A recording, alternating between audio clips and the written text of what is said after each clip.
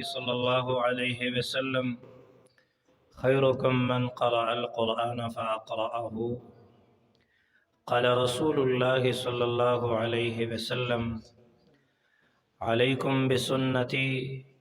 وسنة الخلفاء الراشدين المهديين، إن الله وملائكته يصلون على النبي يا أيها الذين آمنوا صلوا عليه وسلموا تسليما.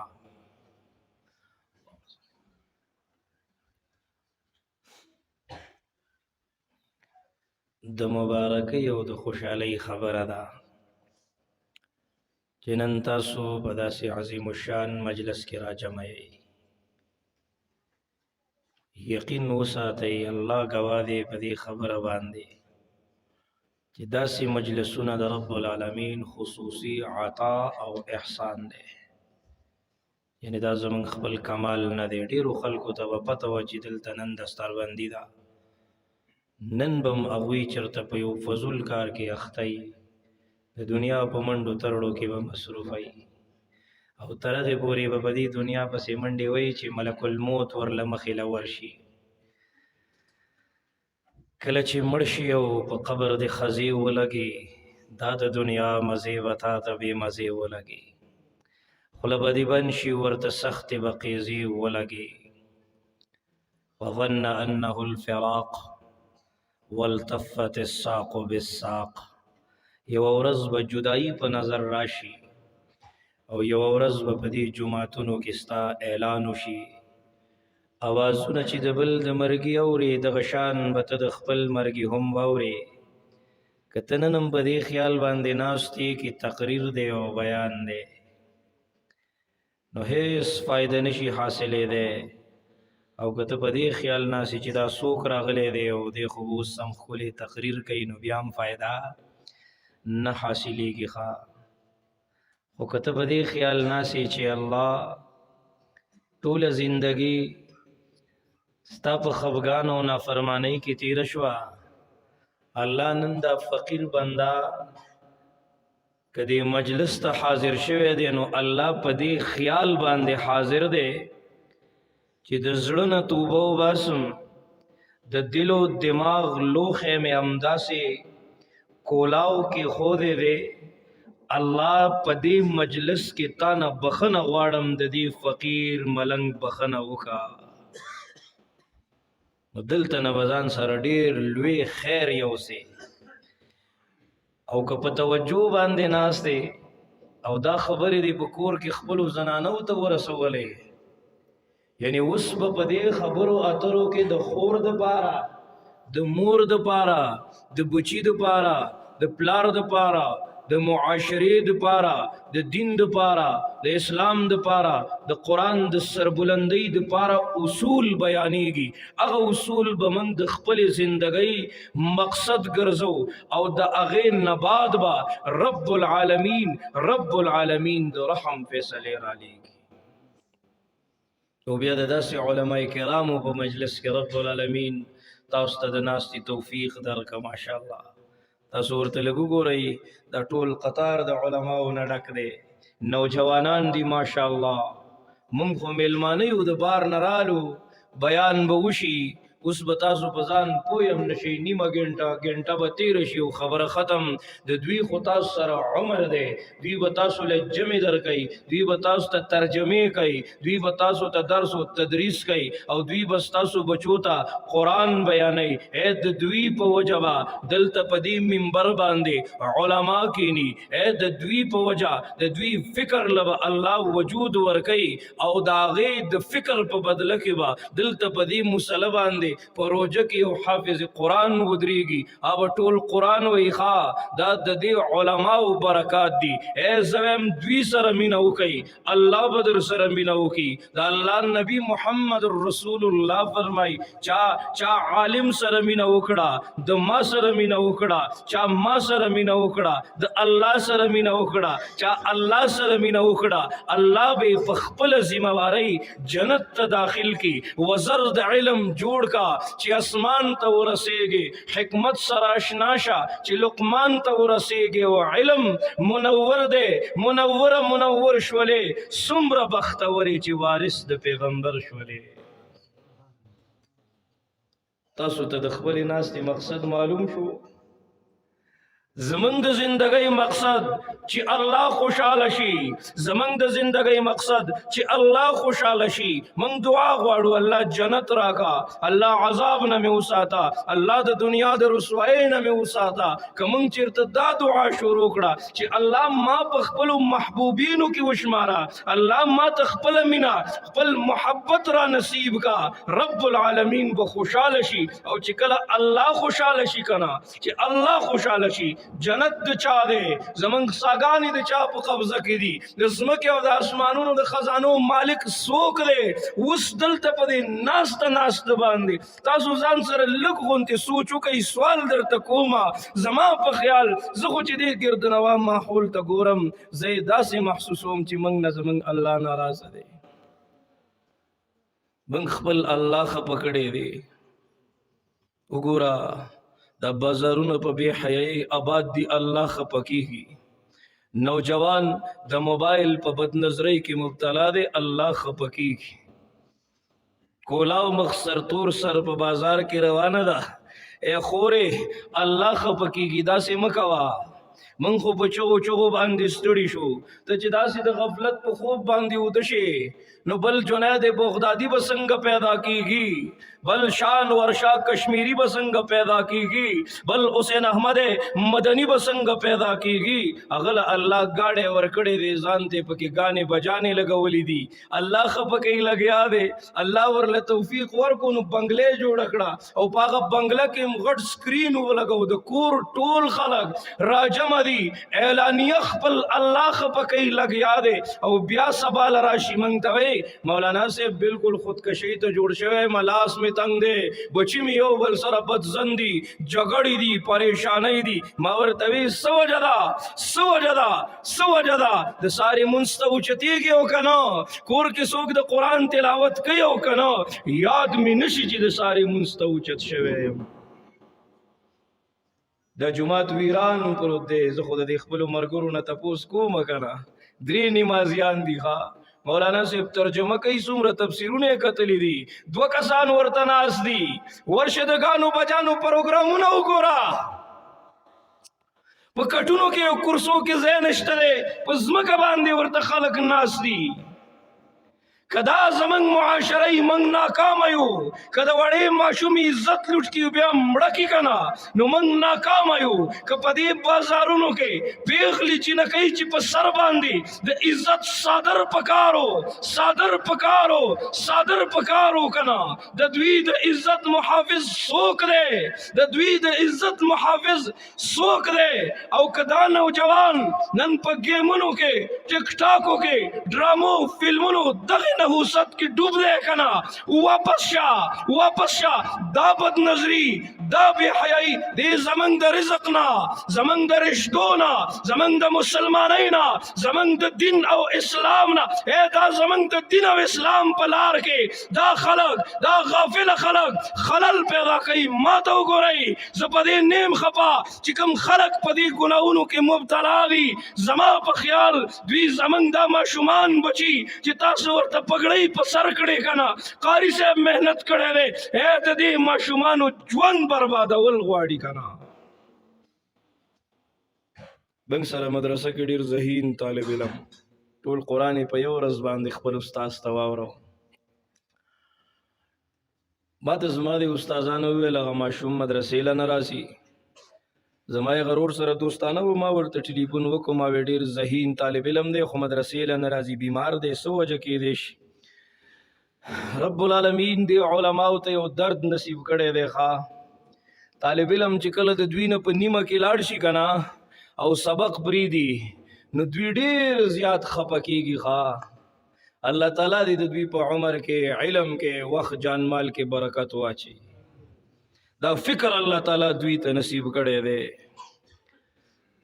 دا غرور ماته مولانا صاحب ته خو نه خبر کنا، ما وی څه چل شوی دی. وی غله خو مور موبایل اغستی دی او ګیمونو کې مبتلا دی بد نظرۍ کې مبتلا دی هغه نه خو فرض مونځ هم پاتې دی ته د دور گردان خبرې کې اقبال تیری قوم کا اقبال کھو گیا ماضی تو سنہرا تھا مگر حال کھو گیا دا غفلت به زمونږ زندګۍ بربادي کی دې غفلت د دې غفلت د وجې نن په هغه قرآن باندې ګردونه پراته دي کم قرآن عظیم الشان چې منگ تا دومره په سختو کې تکلیفونو کې ملاو دی کنه منگ تا خو پته نشته دی کاش چې منگ سره لږ غونډې ټیم وی د دې فیسبوک د بې حیایۍ نه د دې سوشل میډیا د غفلت نه منگ ته لږ غونډې فرصت ملاو شي او منگ د خپل پیغمبر د خپلو اکابرینو زندگی کتلی وی قرآن کی عظمت کو ترازو میں نہ تولو قرآن تو ہر دور میں انمول رہا ہے مسلمانوں نہ گھبراؤ خدا کی شان باقی ہے محمد پہ جو اترا ہے وہی قرآن باقی ہے درواخل دا غزن کدن کی مرگرے دے کنے تو ولی نہ پوئے گے اے دا قبر کی مرگرے دے دا روز محشر کی مرگرے دے دا پولیسرات کی میزان کی مرگرے دے دے ور سر جنت داخل شي دے بتبوس کی تسو کی تو ډیر وفادار کنا محمد رسول اللہ صلی اللہ علیہ وسلم فرمائی دے ورته مسکی شي ز قرآن عظیم الشانم تا دنیا کی ما سره مینا کړي د نن ز تا سره وفا کا دغه په کوي باقاعده کم بچے مدرسې سره وابسته دي دا بستا سو تابعداري او د کم بچی په لاس کې موبایل دی هغه په بد نظرۍ کې بې حیایۍ کې مبتلا دی که نه مونږ لیدلی دي که نه مونږ له یو مشر راشي غمجن ناسي دا سترګې د دې اوښکو نه ډکي که نه نو زه داسې ځان له کتاب ګورم او ورته ګورم نه زړه کې مې یو درد پیدا شي په دې انتظار یم چې الله دی به اوس کم یو درد بیانوي هغه مشر را شروع شي د بچی د لاسه دومره غمجن دومره پریشانه او چې را شروع شي که نه نو دې زړه کې درد پیدا شي چې الله دا زما نوجوان کم خوا روان دی او دی به واپس شي او که نه خود میرے دل نے تراشے ہے غموں کے پہ کر میرے مولا نے تو ہر غم سے بچا رکھا ہے اس وقت خواہ ورشي دا خپل والدین خوشاله کوي ورشي دا مور خوشاله کوي د دې د خپو د لاندې جنت دی اے د دې پلار پر رضا کې د الله رضا ده او د په خفګان کې د الله خفګان دی دې مخه پکوي سوال درته کوم ښا دا چې د دې پردي دکان مخې د غمجن ناز دی که نه دا اسې نه دی ناز د دې چهرې ته وګوره څومره خفګان پې پروت دی اے د بچي د لاسه غمجن دی نوجوانه ورشه که ته ورشي او ته سره یو ساعت کښېنې یو څو خبرې ورسره وکړې دی به خوشحاله شي الله به خوشحاله شي اے محمد رسول الله به خوشحاله شي نن ضرورت دی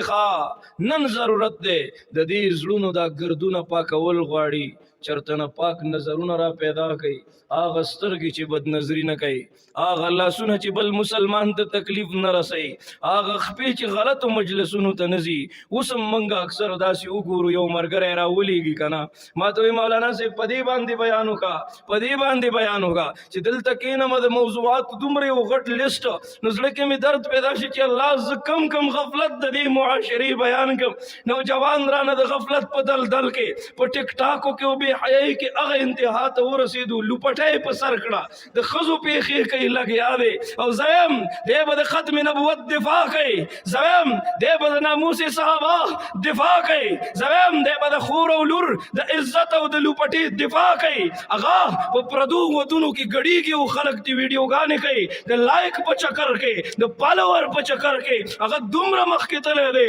په دې فیسبوکو باندې دا د مسلمان لور دا د پښتون خور او لور یو بل سره هغه د بې حیایۍ خبرې کوي چې تاسو ته په دې منبر باندې نشم ویلی ماته حیا راځي اللہ سے کرے دور تو تعلیم بھی فتنہ جائیداد بھی اولاد بھی املاک بھی فتنہ نہ حق کے لیے اٹھے تو شمشیر بھی فتنہ شمشیر تو کیا نعرہ تکبیر بھی فتنہ داد گناہونو دل بزمنگ زندگی بربادی کی دے بے حیائی دفاع شي زمن دین ته نقصان ورسو، زمن اسلام ته نقصان ورسو، زمن مدارس ته مساجد ته نقصان ورسو، زمن دعوت تبلیغ ته نقصان ورسو، زمن د اهل تصوف هغه خانقاهونو ته نقصان ورسو. نن مشر جاړي نن مور غم جندا پریشان دا نقصان دے اللہ خفقیگی. اما یبلغن عندك الكبر احدهما او كلاهما فلا تقل لهما اف ولا تنهرهما وقل لهما قولا كريما. چې په قرآن خو پوهېدلی که نه، قرآن عربی کې دی او موږ عجم یو، موږ پوه نه شو، موږ ته پته ونه لګېده. مثال هم د وړوکي ماشوم دی، ورته غوسه کېږه مخکې نه خاندي، تاسو ته پته ده دی ولې خاندي، دی ستا غوسه نه محسوسوي، او چې کله د ستا غوسه محسوس کړه دی به ځان په جړه مړ کړي. قرآن د مرګ خبرې کوي او دی ګډېږي لګیا دی په لاس کې دومره د روپو ګېډۍ نیولې دی، په جاروګانو روپۍ راټولوي. تاسو کتلی دي؟ ما وایي ستا مدرسې ته ضرورت دی، مسافرو طلباو ته ضرورت دی، علماء او محتممینو ته ضرورت دی. ورشه ډېره طالبان هغوی کور ته ولېږل، وایي د مدرسې د لنګر خرچه نه پوره کېږي. ما ته یو محتمم صاحب د شپې ټلیفون وکړ، ما ته مولانا صاحب مدرسې ته راپسې یو دکاندار راغی، ما ته وایي دې پټکي ته دې وګوره، د علم ته دې وګوره، تاسو هم ډوک پوک شروع کړه، ته به زما دا روپۍ کله راکې؟ ما ورته وایي دا قرضه د څه ده، دا قرضه د څه ده؟ ما ته مولانا صاحب د طلباو دپاره مې راغېستې ده. خپلو دریو بچو ته جاړې، مغشي بحران دی، دا سوچ دې کړی دی زما په ګاونډ کې مدرسه ده، دا سوچ دې کړی دی، دا سوچ دې کړی دی ما سره په ګاونډ کې مدرسه ده، هغې کې مسافر طلبا دي، تا دا سوچ کړی دی زما د جومات امام دی، اوس هم دغه 15,000 10,000 تنخواه ده، ستا په 80,000 شپېته باندې ګزاره نه کېږي، دی به په دغې 15,000 باندې څنګه ګزاره کوي؟ ولې دا انسان نه دی څه؟ دا سوچ دې کړی چې ما سره په ګاونډ کې کونډه ده، هغې ته به ضرورت دي، د هغې لسته بچي دي. اپنے لیے جیتے ہو اوروں کے لیے جینا سیکھ، پھولوں پہ چلنے والے ذرا کانٹوں پہ چلنا سیکھ. ورشه اوښ کې وچول زده که څه چل در باندې شوی دی، دا مال به ستا دپاره د هلاکت او بربادۍ سببي ښه، په 200 روپۍ باندې پیکج وکړه او بیا سمله او کمبل راښکه او ټوله شپه په بدنظرۍ کې تېره شوه، او سهار چې مؤذن اواز وکړو چې الصلات خیر من النوم، دا غافله د غفلت په خوب باندې وده شو، رب العالمین یې خفه کړو، شیطان یې خوشحاله کو، او بیا وایي معاشي بحران دی، لاس مې تنګ دی، رزق کې مې برکت نشتا. ومن اعرض عن ذکری فان له معیشة ضنکا. دا د قرآن قانون دی، دا د رب کائنات قانون دی ښه، چې زما د حکمونو نه انکار کوئ زه به ستاسو زندګي تنګه کړم. نن زموږ زندګي تنګه ده، د کور مشر داسې په دلدل کې ډوب دی، قرضونو کې ډوب دی که نه، چې غریب خپلو بچو ته نشي ویلی چې زه داسې ګیر یم. د دې باوجود که بچې څه ډیمانډ کوي که نه چې ماله به دا بوټان هلی، ماله به دا جامې هلی که نه، نو دغه پلار داسې وخاندي، وایي زه به والم ښه، انکار نه کوي ښه. ما یو پلار ولیدو، ماشومان بچي چېرته سکول کې داخل کړي وو، دغه بچو چوټۍ ته لا ټیم و، ګرمي وه ډېره زیاته، نو په موټر سایکل باندې ناست و، د خپلو بچو ته انتظار کو چې د دوی به چوټي وشي، نو چې ځان سره یې اوچت کړم او کور ته یې بوځم که نه، نو ما وکتل هغه دا وروستو لمن په دې سیټ باندې خوره کړې وه او دا لاس یې پرې داسې شاته ایښي وو، ما ته وګورئ داسې. نو ما محسوس کړه چې دی په دې سوچ باندې دا لمن خوره کړې ده او دا لاس یې پرې ایښي دي چې دا سیټ ګرم نه شي، چې زما بچي راشي او په دې سیټ باندې کیني، هسې نه بیا هغوی ته تکلیف وي که نه. پلار داسې دی، دومره خیرخوا څوک کیدی شي، دا مه خفه کوئ، دا د ظلم انتها. زما والد صاحب اسپتال کې دی، دې ملګرو ته پته ده بیمار دی، هغه سره په واټ کې په خوا کې یو بیډ کې یو مریض پروت دی، دغه مریض 6 میاشتې وشوې بېهوشه دی، پوزه کې ورته پیپ لګېدلی دی او په هغه پیپ باندې ورله خوراک ورکوي، هغه زامن او نوسي راځي ورته ناسي او جړاګانې ورته کوي. زه خو داسې غمجن غوندې یم نو ما د هغه ملګري نه تپوس وکړو ما وی دا باباجي ډېر په تکلیف کې دی بېهوشه دی دا سر داسې وایي راوایي دا ولې هغه زوی ما ته وایي مولانا صاحب سترګو کې دا د اوښکې راغلې که نه دا پرونۍ خبره ده ښه سترګو کې دا د اوښکې راغلې ما ته وایي مولانا صاحب دی په موټر سایکل باندې روان و لاره کې پې غله راووتل او موټر سایکل هم دې واغستو روپۍ هم دې واغستلې که نه او اخر کې رئیسار کو ډېر زیات یې ووهو نو په دې سر سر یې والی دی که نه نو د هغې نه بعد د ده دماغ اوس کار نه کوي بس دی بېهوشه دی او بیا یې په ځای ګزارلی دی 6 میاشتې وشوې هغه سره د کور ټول خلک پریشانه دي غمجن دی کیسے کیسے دل نازک کو دکھایا تم نے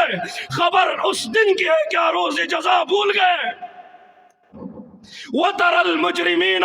يومئذ مقرنين في الأصفاد سرابيلهم من قطران وتغشى وجوههم النار هیر شو درنا اغا قرآن چې د جهنم په دروازه به مجرمان ولاړي سبا کیږي دغه بابا به راځي او دغه بابا به د خپلو دردونو پوښتنه کوي او تا سره به جواب دا وړه ماشومه به راځي د دې عزت لوټ شوی دی او تا سره به جواب نہیں دا د فلسطین مظلوم مسلمانان برازی ماشومان برازی او تا سره به جواب نہیں آغا غریب برازی چې لوګې سخت او تندې تیرې کړې وي دمو د پاره اجړاګانو د پاره بې حیايي د پاره فحاشۍ د پاره روپۍ وې او چې غریب ته ضرورت نو بیا ماپ کا دروازه کې आवाज کیږي کنه وظیفه راوړی خدای وبخه نه بخو دا څنګه کور دی چې په ټوله ورځ کې د الله په نوم باندې د دې نه یو ډوډۍ ونه وتله دا څنګه جیب دی دا څنګه لاس دی چې د الله په نوم ورکړه نه پېژني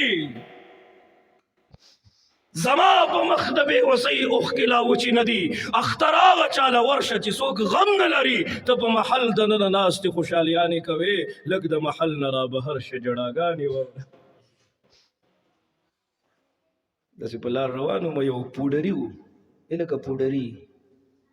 موږ وایو پوډري دی چرسي دی په خبره نه پوهېږي عقل پکې نه وي پوډري یو سپی را سملولی دی ما سره ملګري را سره مې ورېږه دی د دې سپي سره څه چل کوي دنه ما دا بابا ولیدو چې دی په تکلیف کې دی او چې کله بار راووتم کنه پوډري دی خیرنې جامې لاړې بیګې ببر سر ښه او سپی سملولی دی ورنږدې شوم ومې کتل کنه ډوډۍ ورسره ده سپي له په زوره باندې خوله کولاوی هغه ډوډۍ ورله په خوله کې ورکوي سړی هغه سړی دی چې په کردار شي سړی هسې په تن باندې به سکی چې چنار شي سړی او چې د دین په شمه سر نه شیندي نو دې نه ښه ده چې مردار شي سړی کردار قابل قبول دی د الله د نبی په دور کې دو مثالونه یو ابو جهل اللعین دی دویم مثال ابو بکر رضی الله تعالی عنه کردار د چا ښایسته دی نن ضرورت دے دا ابو بکر صدیق صداقت نن ضرورت دے دا حضرت عمر عدالت نن ضرورت دے دا حضرت عثمان سخاوت حیا او نن ضرورت دے دا حضرت علی شجاعت بہادری او نن ضرورت دے دا بلال حبشی دا جنون او عشق انتہا پتہ نہ لگی سو شعرانہ جوڑ دی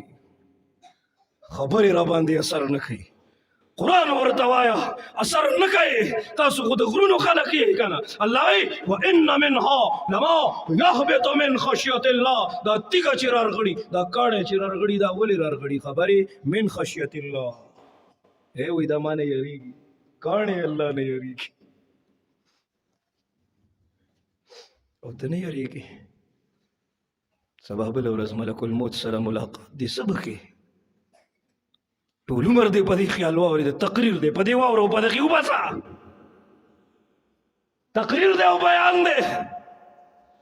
بیا دې هم ګاونډي ته لار بنده کړې ده بیا هم درنه په جومات کې خلک تنګ دي دلته مې مونځ کېږي او هلته مې مونځ نه کېږي د پسې مې مونځ نه کېږي دا زمونږ جومات دی او دا زمونږ جومات دی او دا زمونږ مدرسه ده دا ماما دی د سره په پټي جګړه ده دا هم تره دی د سره په ډیران باندې جنګ دی واپس شئ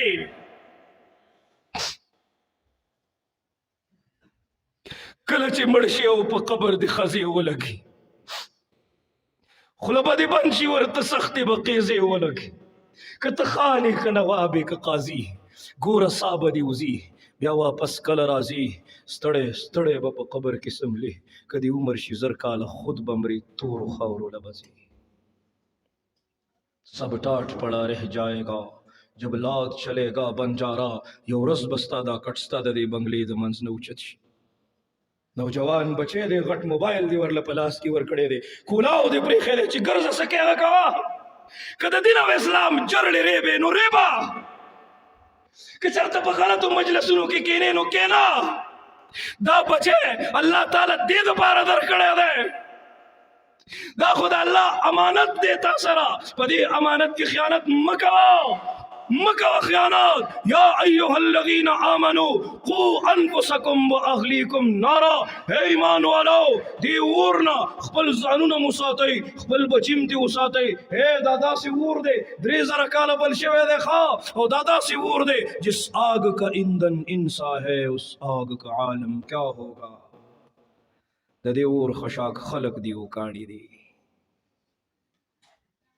ادب ضروری دی احترام ضروری ده یو مدرسې کې امتحان و یو استاد خپل شاګرد پاس وګوي دا ډېر ذهین دی ما وی بچی زمونږ د پیغمبر څه نوم دی نو نه ویل استاد ورته غوسه شو وی سزا به در کومه بریک او وقفې نه بعد ماشوم راغی ما ته پوښتنه وکړه ما زمونږ د پیغمبر څه نوم دی چې دومره ذهین دی او دله د پیغمبر نامه نه ورځي باوی زمونږ د پیغمبر څه نوم دی نو ماشوم را شروع شو ما ته مولانا صاحب زمونږ د پیغمبر نامه ده حضرت محمد صلی الله علیه وسلم ما یې بچی مخکې دی ولې نه وی په جړا شوی مولانا صاحب د وقفې نه مخکې زما اودس نه و زه بغیر اودسه د خپل پیغمبر نامه نه اخلم بچې د مور او پلار په منځ کې ناست دی او په موبایل باندې هغه بې حیایي ګوري پلار ناست دی که خیال هم کړي دا پلار چې ماسخوتن کور ته راشي دی زر موبایل راوباسي داسې ده قرآن شریف خو نه رالي که نه لکه موبایل راوباسي که نه نو چې کله موبایل راوباسي او داسې سملي که نه نو دنه دا بچي راتاو شي بچي ته راتاو شي نو دی فیسبوک راواړی یا ټیک ټاک راواړی صحیح ده که نه او دی دا چل کوي ما ته وګورئ داسې اړول راړول کوي که نه نو په دې کې څه په نظر راځي نو زه تاسو ته نشم ویلی هغه ماشومان د دې خپل پلار سره ناست دي او بدنظري کوي سبا چې دغه پلار ملا ټیټه شي نو دا بچی به د پلار له په دې خپلو زور وکړي دله به په لاس کې امسا ورکړي که نه یو غټه کنده به ګوري وردیکه کوي به وکړي تربیت وکړي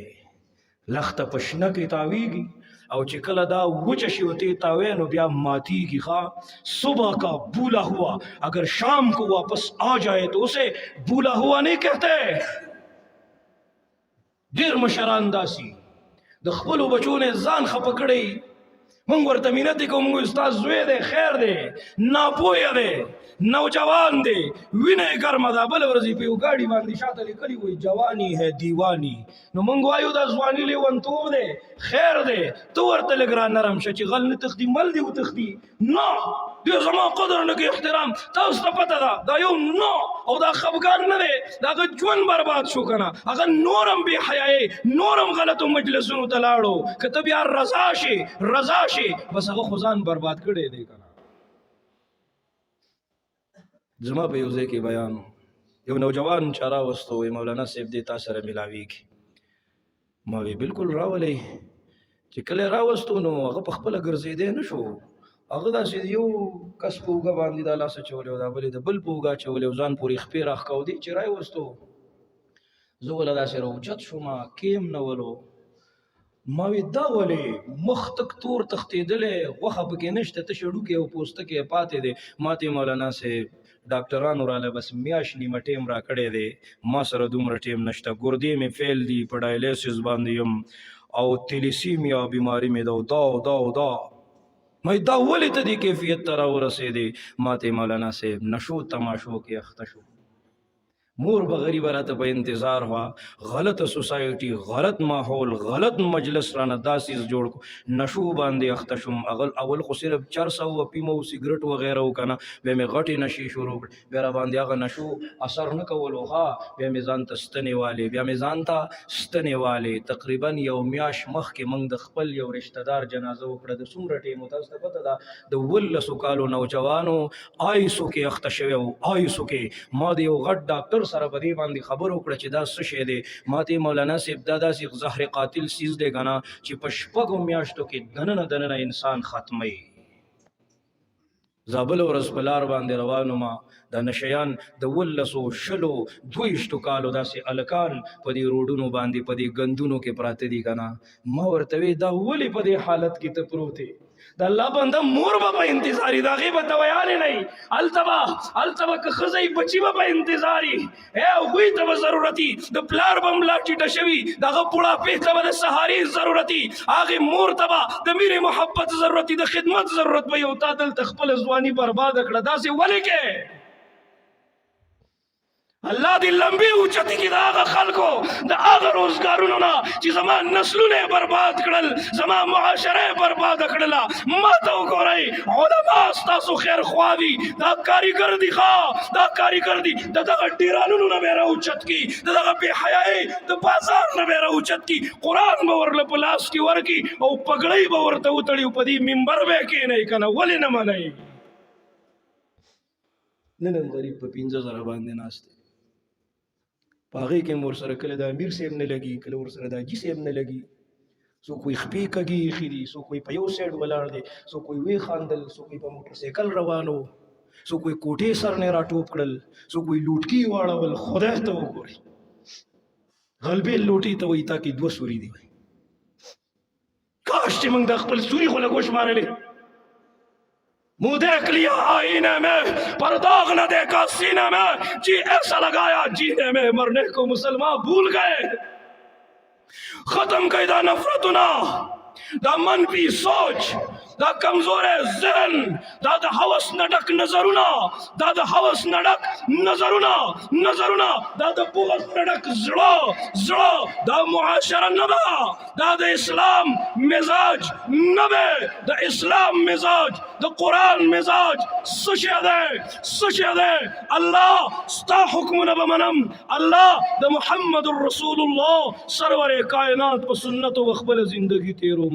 به که نه؟ انشاءالله راولئ، کښېنوئ د خپلو علماو سره، انشاءالله. زما د دې ځای دا ناسته خبره یاد ساتئ، تاسو به خوشحاله یئ انشاءالله. ټیک شو که نه؟ الله دې موږ او تاسو ته